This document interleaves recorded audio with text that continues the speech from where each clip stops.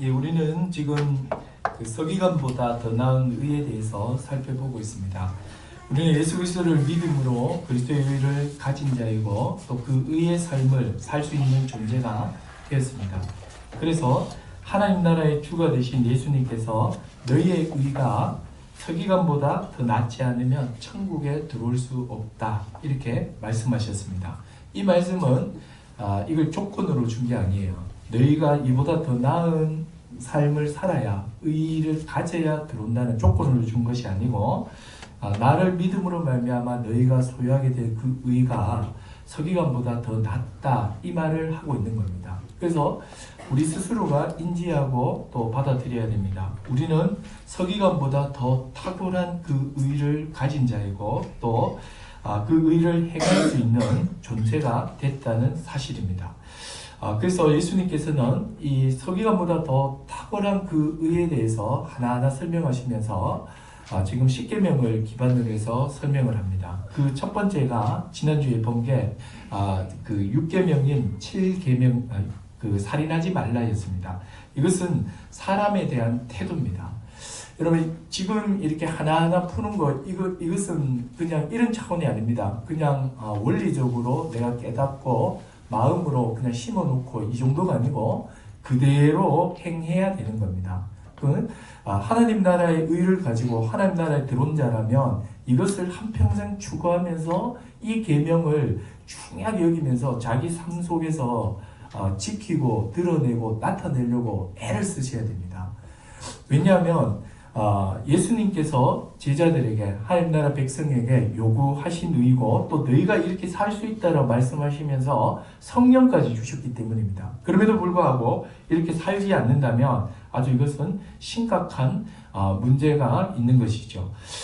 그래서 이 첫 번째 계명은 그거죠. 의의 사람에 대한 태도인데, 사람을 어떻게 하라고 그랬습니까? 하나님 형상대로 지음받았음을 알고 미워하거나 멸시해서는 안 되고 사람을 있는 그대로 봐주면서 그 생명 자체를 귀히 여기고 존중히 여기는 태도입니다. 이 태도를 절대 잊어버리시면 안 됩니다.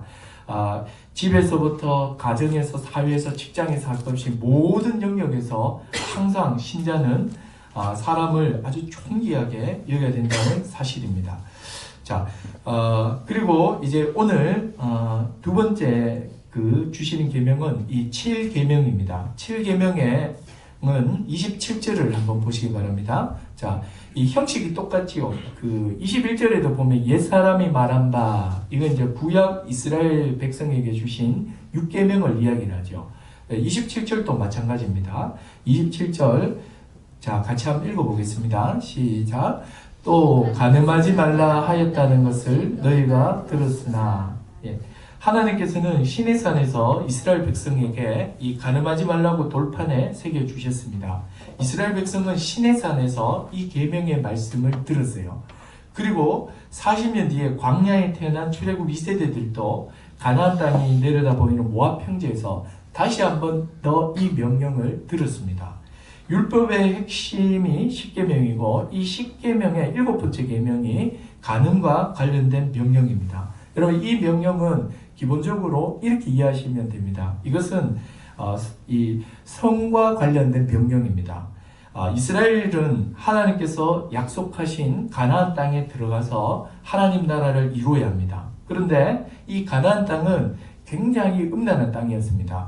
이들의 종교 자체가 음란했습니다. 그 신전에 있는 창기가 있었고 또 근친상각, 또 온갖 음행이 행해지고 있었습니다.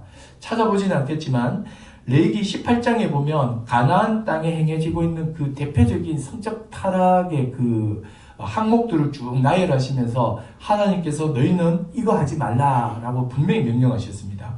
6절에 각 사람은 자기의 살부치를 같이하여 그의 하체를 범하지 말라. 이 근친상간을 금지하는 겁니다. 20절에 너는 내 이웃의 아내와 동침하여 설정한 그 여자와 함께 자기를 더럽히지 말라. 이 간음하지 말라. 또 22절에 너는 여자와 동침함 같이 남자와 동침하지 말라. 이는 가증하다, 동성애예요. 또 23절에 너는 짐승과 교합하여 자기를 더럽히지 말며 여자는 짐승 앞에 서서 그것과 교접하지 말라. 이는 문란한 일이니라. 이 수간입니다. 근친상간, 간음, 동성애, 수간 이게 아주 공공연히 이루어지고 있는 현장이 어디 있냐면 가나안 땅이었습니다. 그래서 이 가나안 땅은 극도로 타락해 있었습니다. 아주 그냥 그 넘쳐나는 곳이었죠. 아주 문란한 게 언제나 그 사회의 그 타락은요, 이 성적 타락에서 가장 잘 드러납니다. 동성애뿐만 아니라 뭐 별짓이 그냥 아주 일상화되어 있는 겁니다. 자, 이 땅을 이스라엘 백성이 이제 들어가는 겁니다. 딱 들어가는데, 근데 이게 사실은 가나안만 이런 게 아니라 애굽 땅도 거의 이 수준이었습니다. 그러니까 이스라엘 백성은 400년 동안 애굽 땅에 살면서 이런 이 음란한 성문화에 젖어 있었고, 또 가나안 땅에 들어가는데 그 땅 또한 애굽 못지않은 성적으로 타락한 곳이었습니다. 그곳에 들어가는 이스라엘 백성에게 지금 하나님께서 7계명을 주셨다는 사실입니다. 여러분, 우리가 살아가는 이 세상에 지금 살고 있는 이 현 시대의 성문화도 뭐 4000년 전의 가나안 땅과 별로 차이가 없습니다. 더하면 되겠지 이렇게 덜하진 않은 것 같아요. 훨씬 개방적이고 자유로워져 있습니다. 결혼과 상관없이 그 성을 즐기지 않은 이 문화가 굉장히 보편화되어 있습니다. 근데 여러분, 우리 인류 역사상 결혼과 상관없이 성을 즐기자라는 이런 그 의식, 생각, 이게 지금 보편화된 것은요, 1세기 채 되지 않아요. 한번 보십시오. 특히 그 여성에게 있어서 이 성은요, 남성의 그 전유물이었죠. 또 여성에게 성은 남성의 어떤 욕구를 채워주는 수단이거나 아니면 자녀를 낳는 그런 수단으로만 딱 제한되어 있었습니다. 그 시절에 여성에게 이 성이라는 것은 고통 그 자체였죠. 그런데 20세기 딱 접어들면서 여성의 그 인권이 막 신장되기 시작했고, 그러면서 아주 혁명이 하나 일어나는 게 뭐냐면, 이 성과 임신 가능성이 처음으로 분리가 되기 시작했습니다. 여러분, 인류 역사상 이런 적은 잘 없었습니다. 의학적으로 이게 분리가 가능해져 버린 거죠.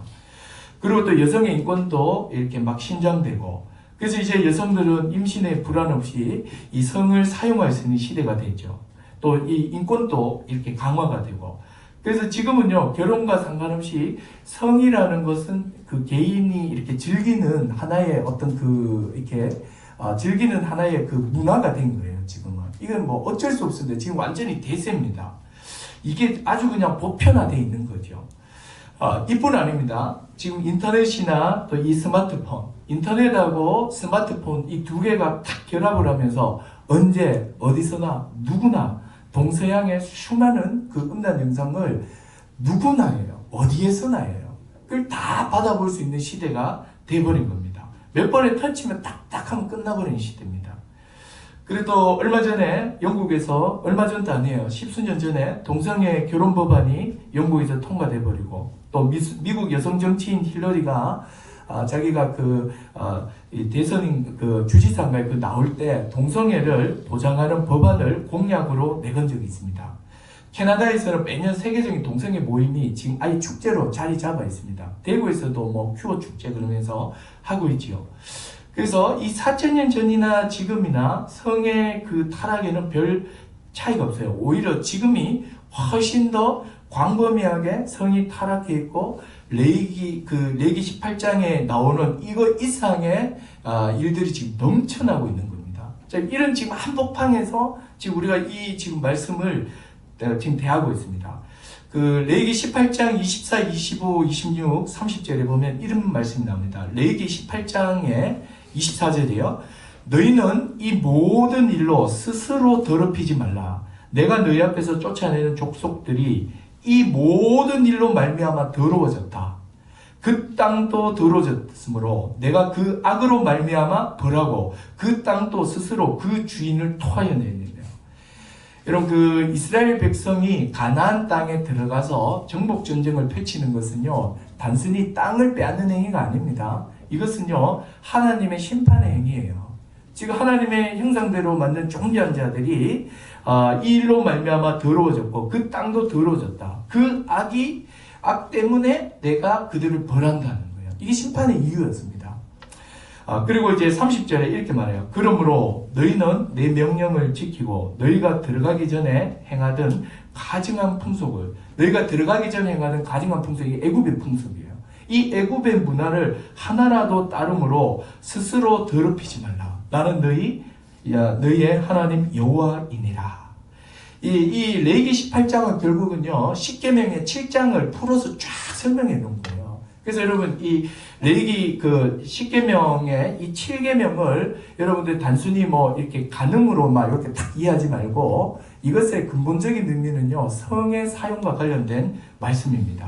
하나님께서 이 세상에 타락한 성문화를 받아들이지 말라는 거죠. 성이라는 것이 이렇게 즐기는 것이다. 그러니까 부부를 뛰어넘어서 누구든지 이렇게 즐길 수 있는 어떤 것이다라고 생각하는 거. 이게 타락한 성문화라는 거예요. 이것은 가증한 문화며 가나안의 가증한 풍습이라는 거죠. 성경에서는 철저하게 성을 부부 안에서만 사용하도록 제한해버린 겁니다. 이게 바로 7계명의 핵심 개념입니다. 간음하지 말라. 이 7계명은 부부 안에서만 성을 사용하라. 이 명령입니다. 부부 외에, 즉 남편이나 아내 외에 다른 이와 어떤 그 관계를 갖는 것을 법적으로 간음이라고 하죠. 근데 여기서 우리가 한 가지 질문할 게 있어요. 근데 왜 하나님께서 부부 안에서만 이걸 사용하게 했냐는 거예요. 근데 사실 여러분 이제 한번 보세요. 이렇게 세상 사람들 보면 이렇게 그 이야기 막 하다 보면 뭐 이렇게 그 되게 개방적인 사람 의외로 많습니다. 뭐 혼자는 말할 것도 없고요 지금. 근데 왜 이걸 그냥 꼭 그 아내와 남편 이 두 사람 안에서만 사용하겠냐는 거예요. 그냥 우리가 그냥 생각을 그냥 하나님 정했으니까 이건 근본적인 이유가 될 수 없습니다. 왜 이걸 이 부부 안에서만 사용을 했느냐? 그 이유는요, 바로 부부를 지키기 위함입니다. 하나님께서는 결혼 제도를 만드시고 부부 관계를 맺게 하셨죠. 부부는 이 세상에서 가장 중요한 제도입니다. 하나님께서 인간에게 주신, 그러니까 인위적으로 만들어 주신 제도 중에 하나가 뭐냐면 부부 제도, 결혼 제도라는 거예요. 그래서 이 결혼이라는 것은 하나님이 만드신 사회 제도지요. 이거는요, 이 진화론자들이 말하는 것처럼 뭐 남자가 뭐 여자를 한 10명 거느리 보고 또 여자도 한 몇 명 거느리 보고 이래 거느리고 저래 거느리 보고 뭐 수많은 이렇게 살아보다가 한 남자 한 여자가 좋아서 이렇게 사는 거다. 이런 게 아니에요. 처음부터 하나님은 한 남자 한 여자가 만나서 부부를 이루어 살게 하셨습니다. 이게 하나님의 창조의 질서이면서 창조의 명령이기도 하고 이것 자체가 복이었던 거예요. 하나님께서 이 부부를 통해서 서로 복을 누리게 하셨죠. 그리고 또 이 부부는요, 교회와 사회와 국가를 바로 세우는 아주 그 기초 단위입니다. 모든 나라, 모든 민족에서 부부가 기초를 이루고 있습니다. 이 당연한 이야기를 지금 제가 하고 있는데요. 모든 나라, 모든 민족에게는 성인식이 있습니다. 그리고 성인식을 통과하면 결혼 제도라는 게 있습니다. 없는 데가 없어요.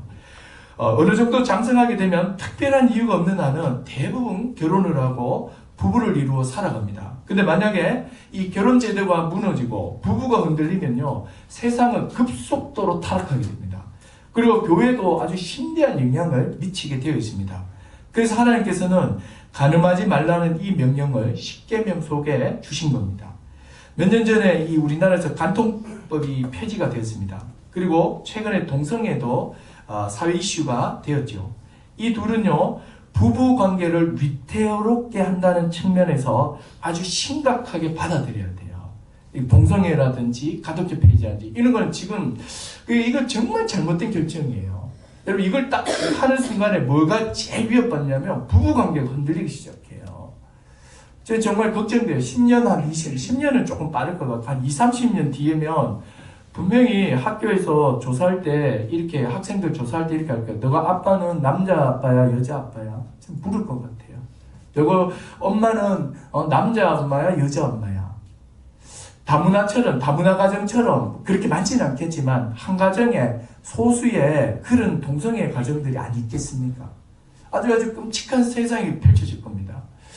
자, 왜 이게 끔찍하다라고 말하느냐면 이렇게 했을 때 이 성 정체성도 흔들리기 시작할 거고, 그리고 또 제일 중요한 거는 이 부부 관계가 깨지고 흔들리기 시작할 겁니다. 부부 관계가 깨지고 흔들리게 되면 온전한 자녀가 나올 수가 없고, 그리고 그 자녀가 온전해지지 않으니까 걔도 자라면서 이상해지고, 그러면서 사회나 교회나 다 영향을 받게 되는 거죠. 그래서 이 장기적으로는 이 부부 관계를 지키고 보존하는 쪽으로 입법이 계속해서 세워져야 됩니다. 지금 아주 그 심각한 그 지경이 있다라고 볼 수 있습니다.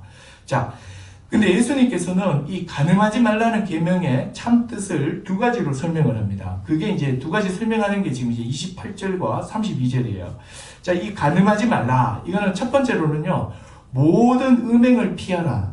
이게 28에서 30절입니다. 그리고 두 번째로는 이혼하지 말라. 이렇게 말합니다. 여러분, 이 이혼이요, 이 간음과 연결이 될 수 있고, 또 이 부부 관계를 깨뜨릴 수 있다는 거죠. 그게 31절, 32절입니다. 제가 차례대로 한번 보겠습니다. 먼저 28절과 30절입니다. 자, 28절부터 30절까지가 음행을 피하라는 겁니다. 자, 간음은 부부 외에 다른 이와 갖는 그런 어떤 관계라고 했습니다. 이거 아주 실제적인 행동이죠. 근데 예수님은 6계명과 마찬가지로 행동뿐 아니라 음욕을 품고 여자를 혹은 남자를 보는 자마다 마음에 이미 간음을 했다. 이렇게 말합니다. 즉 마음의 간음에 대해서 이야기를 하는 거죠. 이 지금 행동의 간음만 있는 게 아니고 마음의 간음도 있다라고 말을 합니다. 자, 28절에 한번 보십시오. 같이 한번 읽어보겠습니다. 시작. 나는 너희에게 이르노니 음욕을 품고 여자를 보는 자마다 마음에 이미 뭐 했다고요? 간음하였느니라. 마음으로도 간음할 수 있다고 말씀합니다. 실제적인 간음은 마음의 간음에서 시작을 합니다. 여기서 음욕을 품고 여자를 또 뭐 남자를 이렇게 보는 게 뭐냐면 이게 마음의 간음이에요. 여기서 음욕을 품는다 이 말은 에피티메오, 그래서 에피티메오라고 해서 요거는요 뜻 자체는 굉장히 중립적입니다. 무엇이 바라고 갈망하다는 거예요. 이게 막 배고플 때 막 먹고 싶은 이런 자연적 욕구를 나타내기도 하고, 또 하나님의 은혜를 몹시 사모한다는 영적 어떤 그 욕구를 나타내기도 합니다. 근데 요 단어가 부정적 의미로 딱 쓰게 되면 악한 욕망이 되는 거예요. 근데 지금 예수님께서 이 단어를 여자를 보고 마음에 이렇게 이제 음욕을 품으면 하면서 아주 부정적으로 사용해 버리셨죠. 그래서 이거는 뭐가 되냐면 아주 악한 욕망이 되는 거예요. 이성을 향한 어떤 성적 공상이나 상상을 하면서 강렬히 원하는 마음이에요. 이게 뭐냐면 악한 욕망이며 이게 마음의 간음입니다. 형제를 향하여 나가라고 말로서 살인을 하듯이 마음으로도 간음할 수 있다는 사실입니다. 음욕을 품고 보는 것은요 스스로가 잘합니다. 그러니까 그러면은 이런 질문을 하지 말라는 거예요. 그러면은 이렇게 마음으로 음욕을 탁 품는다고 했을 때 그게 수준이 어느 정도여야 됩니까? 이런 질문을 하지 말라는 거예요. 성령의 사람이라면 자기가 압니다. 그 미묘한 지점까지 구별할 필요가 없습니다. 뭐 이렇게 누가 지나가면 뭐 이렇게 3번 쳐다보면 뭐 음욕입니까? 아니면 3초 이상 디테일을 보면 음욕입니까? 뭐 이런 식으로 이렇게 아주 디테일하게 이야기하지 말라는 거예요. 자기 스스로가 그것을 안다는 거예요.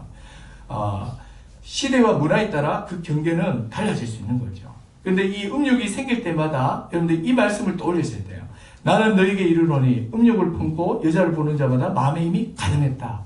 절대로 음욕이 마음에 자리 잡지 못하도록 해야 됩니다. 여러분 이 음욕이 조금이라도 자리를 잡게 되면 뭐가 문제냐면 부부관계가 방해가 됩니다. 결혼 생활에 방해가 된다고요. 결혼의 그 신실한 관계가 깨진다고요.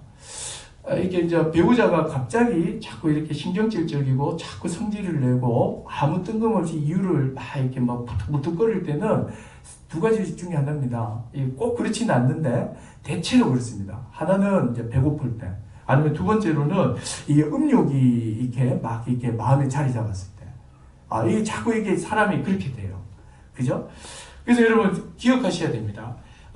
본인 스스로가 알기 때문에 이 마음을 계속해서 새롭게 하고 이렇게 하지 않으면 이 부부 관계에 굉장히 이 부부로서의 하나님 만드신 이 거룩한 이 삶에 많은 영향을 준다는 사실입니다. 그래서 예수님께서는 특별히 또 29절에 보시면 이렇게 말씀하시죠. 마음의 간음과 깊은 관련이 있는 게 뭐냐면 눈의 간음인데 그걸 피하라고 하면서 29절을 한번 보십시오. 같이 읽어보겠습니다. 시작.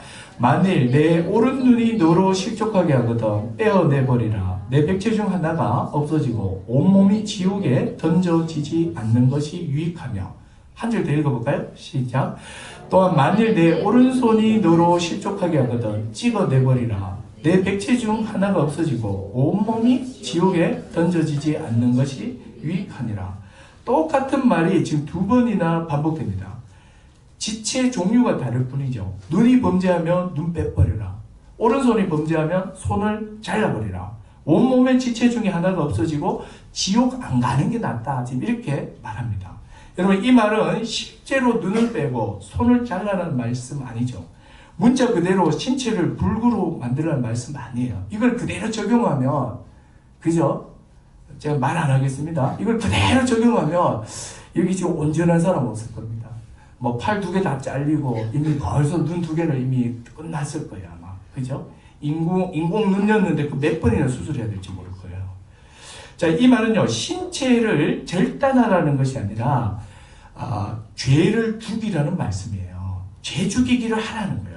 죄에 대하여 경계하고 아주 단호하게 죄와 맞서 싸우라는 거예요. 그러니까 죄에 대해서 어느 정도로 단호함을 가져야 되느냐면 이 팔이 자꾸 죄를 짓는다는데 이 팔을 잘라버리리라. 이 눈알이 죄를 짓는 내가 눈을 빼버리리라. 이 정도의 그 죄에 대한 단호함, 죄에 대한 그 경계, 또 죄에 대해서 이렇게 이 정도로 이렇게 단호하게 맞서 싸워라 하는 거예요. 막 신체의 하나를 내가 이제 죄에게 자꾸 주면 잘라버리겠다는 이런 심정으로 죄와 맞서 싸우라 하는 말씀입니다. 로마서 8장 13절에 이런 말씀이 있죠. 너희가 육신대로 살면 반드시 죽을 것이로되 영으로서 몸의 행실을 죽이면 살리니. 이게 뭐냐면 죄 죽이기입니다. 여러분, 이 로마서 8장 13절 말씀은요, 신자에게 주신 말씀이에요. 여러분, 신자가 육신대로 살면 반드시 죽는데요. 여러분, 신자가 죄를 짓는다고 해서 지옥 갑니까? 그 말이 아니란 말이에요. 신자에게 말하기를 너희가 육신대로 살면 반드시 죽는다. 이 말은 너희가 성령을 따라 살지 않고 육신의 욕망을 따라 살았지만 영생의 삶을 다 잃어버리고 불신자와 방불함, 하나님 없는 그 인생의 그 고통들 있잖아요. 그냥 이 불신자처럼 막 그냥 하나님 없는 자처럼 그렇게 살게 된다는 거예요. 그러나 영으로서, 이 말은 성령이죠. 성령으로서 몸의 행실을 죽이면, 몸의 행실은 막과 있는 아까 뭡니까? 악한 욕구를 말합니다. 그것을 죽이면 너희가 산다. 즉, 영생의 삶을 살아가는 거예요. 아주 활력 있고 힘있게 성령을 따라 살게 된다라고 말합니다. 여러분, 영으로서 몸의 행실을 죽이면, 성령을 따라 몸의 행실, 즉 죄를 죽이면 하나님의 자녀로 거룩한 삶을 살 수 있습니다. 그래서 우리는 이걸 뭐라고 하냐면 이걸 죄 죽이기라고 합니다. 여러분, 우리가 철저하게 죄 죽이기를 해야 돼요. 죄 죽이기를 할 때는 두 가지를 염두하셔야 됩니다. 첫 번째로는 우리는 이미 죄에 대해서 죽었다는 사실입니다. 우리는 죄의 형벌에서 벗어났고 이 죄의 어떤 형벌도 우리는 없습니다. 그리고 두 번째로는 우리 안에 지속적으로 죄를 이길 힘을 주시는 성령이 계신다는 사실이에요. 그러니까 두 가지를 먼저 전제해놓고 죄 죽이기를 하셔야 됩니다. 하나는 죄의 영향력, 죄의 어떤 형벌로부터 우리는 이미 다 벗어난 자들이에요. 그리고 또 하나는 이 죄의 어떤 유혹으로부터 이길 수 있는 지속적인 힘을 주시는 성령이 우리 가운데 있다는 사실이에요. 이것을 알고 그렇게 살아가는 겁니다. 그래서 요거를 이제 이 두 가지를 합친 문장이 하나 있습니다. 그게 뭐냐면 옛사람을 벗어버리고 심령을 새롭게 하여 새 사람을 입는 거예요. 이게 여러분 내가 죄에 대해서 벗어났고 나는 이제 죄를 이길 수 있는 존재가 됐다. 성령이 계신다.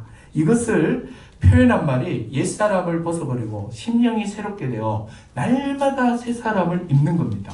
진리의 말씀으로 날마다 우리 자신을 새롭게 하는 거예요. 우리는 이미 새 사람이 됐잖아요. 새 사람이 됐기 때문에 새 사람에 걸맞는 삶을 살기 위해서는 이 죄와 유혹이 존재하기 때문에 심령이 새롭게 돼야 돼요. 여러분 여기서 심령이라는 거, 마음이라는 거는 카르디아인데요. 이 마음은 정서, 심장을 말하지 않아요. 물론 이제 위치를 이제 그 고대인들은 보통은 심장이라고 이야기를 했지만 그들이 생각할 때 마음이라는 것은 우리가 생각하는 것처럼 어떤 정서적인 것을 말하는 게 아니라 이성을 말합니다. 이성이에요, 이성. 즉, 이 지식을 말한다고요. 그러니까 결국은 뭡니까? 마음을 새롭게 하라. 이건 뭐죠? 영적인 지식을 날마다 새롭게 하라는 거예요. 그러니까 우리가 하늘의 그 계시, 하늘의 지혜와 지식을 받은 자들로서 우리가 바리새인보다 더 나은, 서기관보다 더 나은 의를 가진 자며 우리 안에 우리 안에 성령이 계시고 또 우리는 죄의 모든 그 영향력에서 벗어났으며 죄의 유혹에서 이길 수 있는 능력도 있는 자며 또 하나님의 거룩한 자녀로 부름을 받았으며 이게 다 뭐예요? 마음을 새롭게 하는 지식들이에요. 하늘의 지혜들이에요. 그래서 우리가 이런 복음의 말씀으로서 계속해서 우리의 지식을 새롭게 할 때 우리가 새 사람답게 살 수 있는 겁니다. 그래서 음욕이 마음의 자리를 잡을 때 생각하세요. 나는 너에게 이르노니 음욕을 품고 여자를 보는 자마다 마음이 가늠했다. 이 말씀을 탁 떠올리시고 빨리 쳐내셔야 돼요. 그리고 또 하나, 저 여인도 하나님의 형상대로 지음을 받은 존귀한 자다. 이 육계명을 탁 생각하면서 사람에 대한 존귀한 관점, 어떤 그런 관점을 보는 것이 아니라 이게 다 뭐예요? 마음을 새롭게 해서 사물을 보고 사람을 보는 거예요. 자, 그래서 여러분 우리가 끊임없이 신자는 이렇게 옛사람을 벗어버리고 심령을 새롭게 하여서 그 새 사람으로서 모든 사물을 바라보고 또 자기 자신을 바라보면서 그렇게 거룩한 자로 살아가야 합니다. 자, 그리고 이제 두 번째 한번 보겠습니다. 자, 두 번째로 가늠하지 말라는 말과 관련해서 예수님께서 하신 말씀은요, 이혼하지 말라는 말씀입니다. 자, 여러분 이 이혼에 대해서 조금 말씀을 드리겠습니다. 이혼은 부부관계를 깨뜨리는 아주 직접적인 행위입니다. 그러니까 이 부부관계를 깨뜨리는 두 가지가 있는 거예요. 하나는 큰 범주를 보면 간음인데 간음을 이렇게 두 가지로 다시 또 한번 나눠본다면 첫 번째는 이 음욕을 품는 마음의 간음까지 합쳐져 있고 그리고 또 하나는 이혼이라는 것을 통해 이혼이라는 게 있는 거예요. 그래서 이 두 가지를 통해서 부부관계를 깨뜨리는 거예요. 그래서 우리가 이혼에 대해서 좀 정리가 될 필요가 있습니다. 그러면 이런 질문이 생길 수 있어요. 그럼 예수님은 신자는 절대 이혼하지 말라고 했나? 그럼 이혼하고 나면 재혼은 해도 되나? 3혼은, 4혼은 뭐 별 생각이 다 들 수 있습니다. 그래서 오늘 이 부분을 좀 간략하게 좀 정리가 필요합니다. 자, 먼저 그 말씀 한번 보십시오. 그 5장 31절에 이렇게 하죠. 누구든지 아내를 버리려거든 이혼 증서를 줄 것이라 하였느니라. 이렇게 나오죠. 이 말씀은 신명기 24장 1절과 3절을 말합니다. 신명기 모세 오경에 보면 모세가 이렇게 이혼을 이렇게 합법적으로 할 수 있도록 길을 하나 열어놨습니다. 뭐냐면 약혼을 먼저 하거든요. 약혼을 따갔는데 남자 쪽에서 주로 남자 위주입니다. 남자 쪽에서 이 여인이 부정하다는 걸 알았어. 그런 경우에는 이혼 증서를 써주고 이혼할 수 있어요. 그리고 또 결혼해서 막 데리고 살다가 어떤 그 심각한 어떤 하자가 발생됐어요. 어떤 문제가. 그랬을 때 또 이혼 증서를 써주고 이렇게 이혼할 수가 있어요. 그런데 이 이혼 증서를 써주고 이혼을 할 수 있다. 이거에 대한 해석이요. 예수님 그 당대에는 이 해석에 있어서 두 가지 학파가 있었습니다. 하나는 샴마이 학파가 있었고 하나는 힐렐 학파가 있었어요. 근데 이 샴마이와 힐렐 이 학파는 힐렐이 조금 이렇게 적을 거예요. 정확하지 않은데 이 좀 이렇게 개방적으로 자유롭게 해석을 하는 거예요. 샴마이가 굉장히 엄격하게 해석하는 거죠. 자, 그런데 지금 예수님이 오셨을 때는 이스라엘 유대인들 대부분이 이걸 굉장히 이렇게 좀 느슨하게 해석한 거예요. 그러니까 남자 위주로. 자기가 마음에 안 들거나 밥 못하거나 좀 뭐 못생겼거나 하여튼 뭐 여러 가지 꼬투리를 잡아가지고 신명기에 말씀에 분명히 이혼 증서를 써주면 이혼할 수 있다 했으니까 그냥 증서 하나 써주고 이혼해버리는 거예요. 그러면 이건 합법적인 이혼이 되거든요. 그래서 예수님께서 이런 관행을 지금 꼬집으신 거예요. 지금 예수님이 오셨을 때 유대 사회에서는 아마 랍비들 중에서도 꽤 많았을 겁니다. 이게 이혼 증서를 막 남발을 해서 막 이혼을 하는 게 아주 일반화되어 있는 그런 상태에 있는 거죠. 그래서 이제 예수님이 뭐라고 말합니까? 누구든지 아내를 버리려거든 이혼 증서를 줄 것이라 하였다. 이혼 증서를 써주면 뭐 이렇게 이혼할 수 있다라고 너희들 말했는데, 그렇다고 이걸 너희는 아주 느슨하게 적용하고 있는데, 나는 너희에게 말한다. 잘 들어라. 이러면서 32절 말하는 거죠. 자, 같이 한번 읽어보겠습니다. 시작. 나는 너희에게 이르노니 누구든지 음행한 이유 없이 아내를 버리면 이는 그로 간음하게 하며, 또 누구든지 버림받은 여자에게 장가드는 자도 뭐다? 간음함이니라. 예. 자, 이혼과 관련해서 대전제가 하나 있습니다. 예수님께서 이혼과 관련된 말씀이요, 마태복음 19장을 한번 가보십시오. 19장에도 보면 오히려 19장에 더 자세하게 설명을 해 놓으셨어요. 19장 1절에 4절에서 6절입니다. 자, 한번 보십시오. 자, 19장 3절 보세요. 아까 이혼 증서 문제를 들고 예수님께 바리새인들이 지금 질문하는 거죠. 3절 한번 봐봐요. 19장 3절. 딱 나오죠. 시작. 바리새인들이 예수님께 나와 그를 시험하여 이르되 사람이 어떤 이유가 있으면 그 아내를 버리는 것이 옳습니까?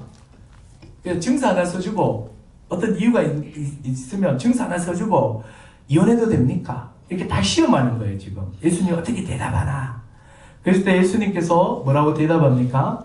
예수께서 대답하여 이르시되 사람을 지으시니가 본래 그들을, 잘 보세요, 남자와 여자로 지으시고 말씀하시기를 그러므로 사람이 그 부모를 떠나 아내에게 합하여 그 둘이 한 몸이 될지니라 하신 것을 읽지 못하였느냐. 6절 요거 같이 읽어볼까요? 6절 시작. 그런즉 이제 둘이 아니요 한 몸이니 그러므로 하나님이 짝지어 주신 것을 사람이 뭐하자? 나누지 못할 것이니라. 예수님께서는 결혼이라는 것은 하나님께서 한 몸 되게 하신 것이며 하나님께서 짝지어 주셨기 때문에 사람이 임의로 나눌 수 없다, 이렇게 말합니다. 여러분, 결혼은요 하나님께서 짝지어 주는 거예요. 한 몸 되게 한 거예요. 하나님의 주권적 행위입니다. 그러므로 여러분, 결혼식 전에는 무슨 삼각관계 있어도 괜찮아요. 막 고민이 많을 수 있잖아요. 그렇지만 결혼식장에 한 남편 한 아내가 딱 들어가서 하나님이 짝지어준 것을 사람이 임의로 나누지 못할지니라 이렇게 딱 선포하고 성원 공포를 하고 두 사람이 빰빠밤하고 웨딩 마치하고 끝났다. 그럼 그때부터 뭐가 되는지 아세요? 한 몸으로 존재합니다. 이제 끝입니다. 이제 돌이킬 수가 없어요. 끝난 거예요. 진짜 결혼하는, 지금 대부분 다 했으니까 결혼한 사람 계속 생각해야 돼요. 드레스를 입고 입장하기 전까지 생각해야 돼요. 내가 과연 여기 정말 뛰어드는 게 맞는가 아닌가. 지금이라도 아니다 싶으면요 그냥 나가도 괜찮아요. 뒷수습이야 하면 되니까. 그런데 결혼을 딱 해버리면 어떤 일이 벌어집니까? 한 몸이 됩니다. 마치 종이 두 장을 악교풀이죠, 딱 붙여버린 거예요. 절대로 뗄 수가 없어요. 떼도 둘 다 상처 있는 거죠. 이게 바로 예수님이 정의한 결혼입니다. 이게 대전제예요. 배우자가 신자이든 불신자이든 일단 결혼했다면 한 몸입니다. 사람이 임의로 절대 나눌 수 없습니다. 여러분, 결혼, 이혼, 그리고 이런 재혼은요, 그렇기 때문에 철저하게 교회의 지도를 받으셔야 됩니다. 목사는 하나님의 뜻을 전하고 지도하는 자죠. 말씀에 비추어서 합법적인 결혼, 합법적인 이혼, 합법적인 재혼을 지도하는 게 바로 교회 목사의 일입니다. 이게 또 당의 일입니다. 살기 싫다고 믿다고 이혼할 수 없죠. 그리고 또 사랑한다고 재혼할 수도 없죠. 결혼과 이혼, 재혼은요 반드시 교회의 그 지도를 받아서 합법적으로 해야 돼요. 그렇지 않으면 뭐가 되냐면 간음이 되어버려요. 오늘 다시 한번 돌아가 보십시오. 5장에 보니까 너희가 그들 예수님이 뭐라고 그랬습니까? 음행한 이유 없이 증서 하나 딱 주고는 아내를 이렇게 버리는 거. 이거는 뭐냐면 이렇게 버리면 아내는 먹고 살 데 없으니까 딴 남자를 만나야 되잖아요. 그럼 결혼해보죠. 그 아내도 간음이 돼보고 버리고 자기도 외로우니까 딴 사람 결혼해보죠. 이것도 자기도 간음이 돼버리는 거예요. 음행 이외에 다른 이유로 헤어져서 각자 살 길 찾아서 재혼해버리면 둘 다 간음이 돼본다. 이렇게 지금 예수님이 말씀하시는 겁니다. 근데 여러분 저는 이 원칙을 철저히 지킵니다. 합법적인 교회에서 이렇게 성경에서 말하는 합법적인 이유가 없이 이혼을 했다면 절대로 그건 이혼으로 절대 인정하지 않습니다. 그냥 그건 별거로 인정하는 거죠. 뭐 법적으로 이혼을 해도 교회법으로는 절대로 이혼으로 인정할 수가 없습니다. 음행한 이유 없이, 그죠? 자, 그러면 그렇기 때문에요, 우리가 이런저런 이유로 기본적으로는 이혼을 하면 안 됩니다. 이 말씀의 핵심은요, 예수님이 하시는 말씀의 이 핵심은 이 결혼관계를 아주 소중히 여기고 부부관계를 소중히 여겨서 정말 잘 지키라는 뜻입니다. 그래서 절대로 부부간에는 제가 몇 번 말씀드렸죠. 물을 수 없는 말은 입 밖에도 내지 말고 목구멍에 차올라와도요, 절대 말하시면 안 됩니다. 말하면 저한테 오십시오. 저한테 고소하세요. 제가 진짜 하루 호되게 먹할 거예요.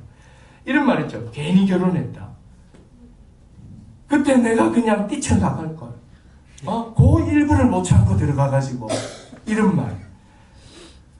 그때 내가 결혼하자고 말하는 게 아닌데 실수다 실수.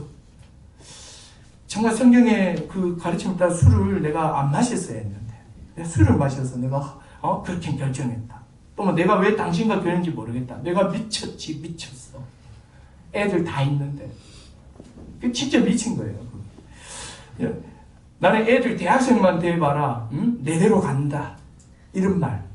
여러분 이게요. 협박이고 위협이잖아요. 여러분 신자는 절대 이런 말 하시면 안 돼요. 가긴 어디로 가요. 바늘과 실인데 같이 움직여야 되는데 죽을 살 때까지. 절대로 물을 수 없는 말은 해서는 안 돼요. 자, 그렇다면 그리스도인은 이 부분만 이제 하고 정리하겠습니다. 여기서 끝나버리면 우리가 이제 이 질문이 계속해서 마음에 생길 겁니다. 이혼은 할 수 없나요? 이 질문이 있을 겁니다. 자, 요거 간단히 다룰게요. 여러분, 그리스도인도 이혼을 할 수 있습니다. 합법적인 이혼이라면 재혼도 합법적으로 얼마든지 가능합니다. 자, 첫 번째는요, 예수님이 말씀하신 것처럼 배우자가 음행을 저진 경우에는 이혼이 가능합니다. 이건 합법적 이혼이에요. 음행은 엄청난 배신감을 주는 것이기 때문에 예수님께서도 이혼이 가능하다고 말합니다. 근데 할 수만 있으면 결혼관계를 유지하라는 게 성경의 큰 가르침입니다. 그렇지만 그런 가운데서 결혼관계를 유지한다는 게 이제 배우자에게 너무 고통을 주기 때문에 이제 성경에서는 요거는 열어놓으신 것 같아요. 그리고 두 번째로는요, 고린도전서 7장으로 가보십시오. 제가 이렇게 지금 그 성경이 이렇게 이야기해 주는 것들이죠. 거의 이범주에서 다 움직이는 거기 때문에 오늘 뭐 자세히 모르더라도 성경은 좀 기록해 놓으셨다가 이런 문제가 생겨서 상담할 일이 있으시면 이걸로 이렇게 대답해 주면 좋습니다. 자, 고린도전서 7장을 한번 보십시오. 고린도전서 7장에 보면 바울이 이 부분을 자세히 가르쳐 줍니다. 바울 역시 이혼과 관련된 출발점은요, 하나님께서 이혼을 금했다. 이게 출발점이에요. 간음 이의 이혼이 가능한 경우를 사도 바울은 7장 15절에서 말합니다. 자, 7장 15절 한번 보세요. 7장 15절 같이 한번 읽어보겠습니다. 두 번째 경우입니다. 시작. 혹 믿지 아니하는 자가 갈리게 하라. 형제나 자매나 이런 일에 구애될 것이 없느니라. 그러나 하나님은 화평 중에서 너희를 부르셨느니라. 이거는 이제 불신 배우자가 있는 경우입니다. 어떤 이렇게 불신 결혼을 했을 수도 있고, 불신자 상태에서 한 명은 믿고 한 명이 안 믿을 수도 있고, 이런 경우에입니다. 이런 경우에 믿지 않는 배우자가 주로 남편이겠죠. 이렇게 아내에게 이혼을 요구할 때 이유가 중요합니다. 그것이 이 신앙으로 인해서 이혼을 요구할 때, 그러니까 끊임없이 남편이 당신이 이걸 믿음으로 인해서 내 결혼 생활이 힘들고 또 우리가 하나 될 수가 없다 이러면서 지속적으로 신앙을 이유로 해서 이혼을 요구할 때는 사도 바울은 할 수 있다라고 말합니다. 신앙의 이유에서는 그렇게 말하고 있는 게 이제 두 번째 경우입니다. 그리고 성경 세 번째 경우가 있어요. 성경 구절로는 명확하게 명시되어 있지 않지만 성경의 전체적인 가르침에 비추어 볼 때 지속적인 폭력에 노출될 때는 이혼할 수 있습니다. 말로서 인격적 살인을 자행하거나 폭력을 막 행사하거나 이게 막 배우자가 이렇게 막 두드려 패고 계속해서 막 일주일에 2번, 3번씩 이렇게 멍들어 있고 막 아프다. 이거는 하나님의 형상의 그 존귀함을 맨날 구겨버리는 거잖아요. 그죠? 이런 경우에 지속적인 폭력에 노출되어 있는 경우에는 충분히 이혼의 사유가 된다. 이렇게 이해할 수가 있겠습니다. 그래서 결국 그리스도인은요, 3가지 경우 이혼을 할 수 있습니다. 간음인 경우, 불신 배우자의 요구, 지속적인 폭력이 있는 경우, 이런 경우에는 합법적 사유가 되고 이런 이유로 이혼한 사람은 당연히 재혼을 해도 문제가 없습니다. 그런데 만약에 이런 이유 외에 이혼을 했을 경우에는 재혼을 할 수 없습니다. 그게 고린도전서 7장 10절에 나와 있죠. 10절과 11절을 한번 보세요. 자, 요금하고 이제 마무리할게요. 고린도전서 7장 10절과 11절입니다. 시작. 결혼한 자들에게 내가 명하노니 명하는 자는 내가 아니요 주시라. 여자는 남편에게서 갈라서지 말고 만일 갈라섰으면 그대로 지내든지 다시 그 남편과 화합하든지 하라. 남편도 아내를 버리지 말라. 자, 요거는 이제 믿는 부부인 경우예요. 믿는 부부인 경우 아까 말씀드린 이 3가지 경우가 아니야. 다른 어떤 이유로 이렇게 갈라섰단 말이에요. 그런 경우에는요, 어떻게 해야 되냐면 그 2가지예요. 하나는 혼자 계속 살든지 아니면 다시 배우자와 합하든지 둘 중에 하나입니다. 요거밖에 없다. 지금 요렇게 말을 하고 있습니다.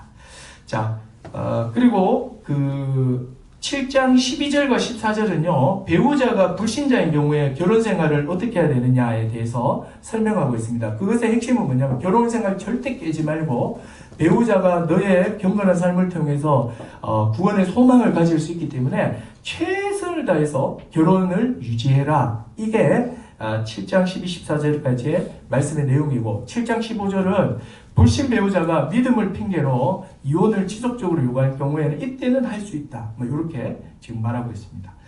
자, 이제 말씀을 정리하겠습니다. 오늘 7계명에 대해서 나누었는데요. 7계명의 핵심은요, 이 성을 사용하는 범위 문제입니다. 철저하게 부부 안에서만 이렇게 딱 제한되어 있죠. 그러면 이제 우리가 이 관점에서 하나만 더 적용을 해볼게요. 우리 자녀들에게 잘 생각해 주셔야 됩니다. 자녀들이 지금 이제 성에 대해서 눈을 뜨기 시작하고 이제 막 접합니다. 근데 자녀들이 접하는 루트들이 보면 다 좀 이렇게 음지의 방식들입니다. 그러다 보니까 성이 어떤 식으로 되냐면 쾌락적 관점이에요. 그것도 변질된 쾌락적 관점에서 하다 보니까 여자들은 주로 성은 더럽다고 여겨지고 남자들은 쾌락의 수단으로 여겨버리는 거죠. 그래도 우리나라 결혼이 늦으니까 이 성 해소하는 대기 시간이 너무 길어요. 보통은 32, 35 결혼했으니까 이 남자가 어떻게 그렇게 기다려요. 그래서 그러다 보니까 성이 굉장히 왜곡이 많이 됩니다. 그래서 저는 이제 개인적으로 아들을 둔 우리 부모들은요, 성교육을 정말 적절하게 좀 잘 하시고, 우리 애들 스쿨에서 한번 마련해서 한번 하도록 하겠습니다. 잘 따라오시면 될 것 같아요. 그리고 아들을 둔 우리 자녀 부모들은요, 빨리 장가보낼 생각을 하셔야 돼요. 너무 이 대기 기간이 너무 길면 왜곡되게 돼 있어요. 그런데도 아무 문제가 없다면 얘는 틀림없이 그냥 신부님을 해야 될 가능성이 높아요. 아니면 뭐 스 쪽으로 가든지. 그렇지 않으면 그래서 이게 아주 실제적인 문제입니다. 그래서 우리가 자녀들을 생각할 때 지금 문화 자체가 굉장히 악하기 때문에 성의 이 경계와 이 범위가 굉장히 모호한 게 아니고 다 무너진 시대예요. 이런 시대이기 때문에 어려서부터 이 성의 범위와 경계를 분명히 계속해서 심어주고 이 성이라는 것이 하나님 주신 아름다운 선물로서 이 성이 어떻게 사용돼야 되는지를 계속 가르쳐주고 그리고 아들들은 최대한 빨리 장가가서 가정을 이루고 살아갈 수 있도록 왜곡되지 않도록 그렇게 도와줘야 됩니다.